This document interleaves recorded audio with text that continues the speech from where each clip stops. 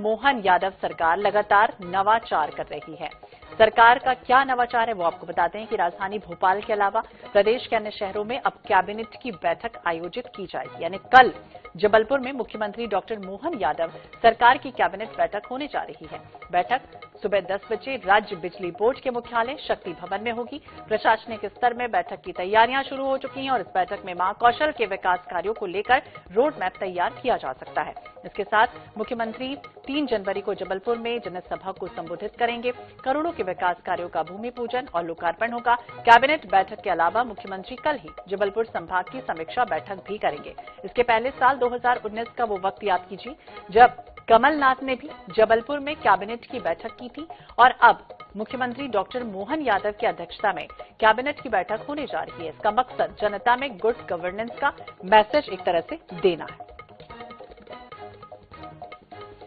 तो बीजेपी के केंद्रीय नेतृत्व ने सीएम मोहन यादव को हमेशा उपेक्षित महसूस करने वाले जबलपुर में बड़ी सरकारी बैठक करने के निर्देश दिए हैं ताकि यहां की जो जन भावनाएं हैं उस पर एक तरह से मरहम लगाया जा सके। तो महाकौशल के आदिवासी इलाके को भी नई सरकार के गंभीर होने का संकेत एक तरह से मिलता हुआ दिखेगा। बैठक का एजेंडा जबलपुर संभाग के लॉ एंड ऑर्डर के साथ साथ विकास योजनाओं की समीक्षा भी एक तरह से करना है।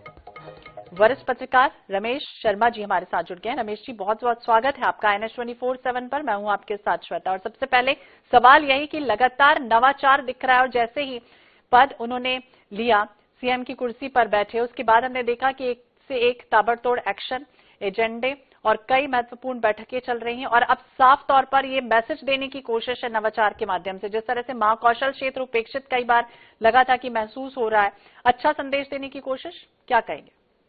निश्चित रूप से अच्छा संदेश देने की कोशिश, तो वही राज्य प्रशासन सफल होता है जो नए प्रयोग करता है। तो मोटे तौर पर अच्छा, फिर इस समय जो ज्यादा आवश्यकता है वो कहीं ना कहीं प्रशासनिक शक्ति की भी आवश्यकता है। तो मुख्यमंत्री डॉक्टर मोहन यादव जी न केवल नवाचार करने का प्रयत्न कर रहे हैं बल्कि प्रशासन में कसावट लाने का भी वो प्रयत्न कर रहे हैं। और इसके साथ साथ वो अपनी कैबिनेट की बैठक उन्होंने जो जबलपुर में तय की है जी, इसका भी वो संदेश देना चाहते हैं। जबलपुर एक तो महाकौशल का क्षेत्र है। अगर आप देखेंगे तो भाजपा को उस समय जो सफलताएं मिली हैं विंध्य में, ग्वालियर चंबल संभाग में, मालवा में, बुंदेलखंड, वो उसकी तुलना में अपेक्षाकृत थोड़ी कम सफलता मिली है। यद्यपि बहुमत वहां भी मिला है लेकिन कम सफलता मिली। तो एक तो उनको वहां पर अपना स्थान फिर से बढ़ाना है और दूसरा चूंकि वो रानी दुर्गावती की कर्मस्थली रही है, रानी दुर्गावती वहीं बलिदान हुई है, तो मोटे तौर पर मुझे लग रहा है कि कहीं ना कहीं वो जो रानी दुर्गावती का बलिदान स्वाभिमान और सत्य के लिए हुआ, तो कहीं ना कहीं वहां से रानी दुर्गावती का नाम लेकर के समाज को सत्य के जागरण का भी वो संदेश देना, ये सोच करके नवाचार के साथ स्थान का चयन, इन दोनों का तालमेल। जी रमेश जी, ये भी समझना चाहेंगे कि 2019 में जब तत्कालीन सरकार रही कमलनाथ की, उस समय महाकौशल क्षेत्र में कई तरह की योजनाओं को बताया गया और ये कहा गया कि इन योजनाओं को पूरा किया जाएगा, लेकिन जैसे ही सरकार गिरी वो तमाम योजनाएं पूरी तरह से बंद हो गई। तो क्या अब ये समझें इस तरह से अब नई योजनाओं के जरिए या फिर वो पुरानी ऐसी योजनाएं जो विकास की हैं उससे लाया जाएगा इस सरकार में? देखिए, मुझे जो लग रहा है कि जो पुरानी योजनाएं जो विकास की हैं वो सारी की सारी लेकर आएंगे।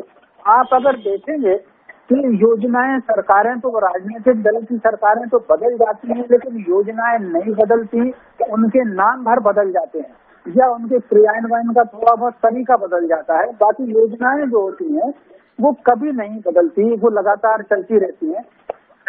तो कुल मिलाकर के वो योजनाएं जो कम हुई हैं वो कम केवल इसलिए नहीं हुई थी कि कमलनाथ जी की सरकार चली गई और ये सरकार आ गई, फंड के कारण कम हुई थी। कई बार जो प्रायोरिटी होती है, किसी भी सरकार की एक प्राथमिकता होती है, तो एक योजना का बजट दूसरी योजना में चला जाता है और उस बजट में फिर नाम मात्र रहता है। आप अगर देखेंगे जो योजनाएं महाकौशल की कमलनाथ जी के समय शुरू हुई थी वो सारी योजनाएं यथावत रही शिवराज के समय, लेकिन अंतर केवल इतना रहा कि उनमें बजट का प्रोविजन इतना नॉमिनल रहा कि उनके रिजल्ट नहीं आए। तो मोटे तौर पर ये सरकार उन सारी योजनाओं को आरंभ करेगी।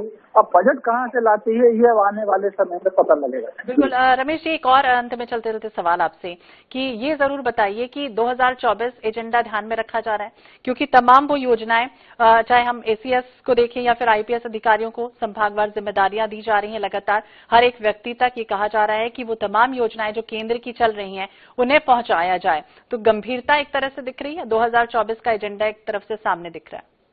हाँ, निश्चित रूप से देखिए इसमें दोनों चीज हैं।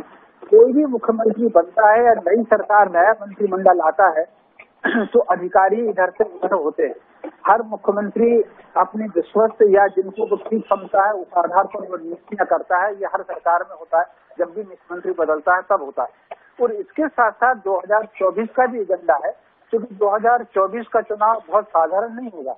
जिस तरीके से ठीक है कि सीटों में बहुत अंतर आया 2022-23 के विधानसभा चुनाव में, लेकिन अगर आप चुनाव प्रचार का तरीका देखेंगे तो चुनाव प्रचार बहुत तीखा और बिल्कुल कांटे का था। ऐसे ही कांटे का चुनाव 2024 का लोकसभा चुनाव होगा। बिल्कुल, तो 2024 का चुनाव आखिरकार सामने है, मुस्तैदी साफ तौर पर दिख रही है और खुद बैठकें भी कर रहे हैं सीएम। बहुत बहुत शुक्रिया रमेश जी बातचीत करने के लिए। तो सरकार का नवाचार और विकास का रोड मैप तैयार लगातार हो रहा है। सरकार किस तरह से नवाचार कर रही है, क्योंकि केंद्र सरकार की तमाम योजनाएं वो चाह रही है कि जनता तक पहुंचे।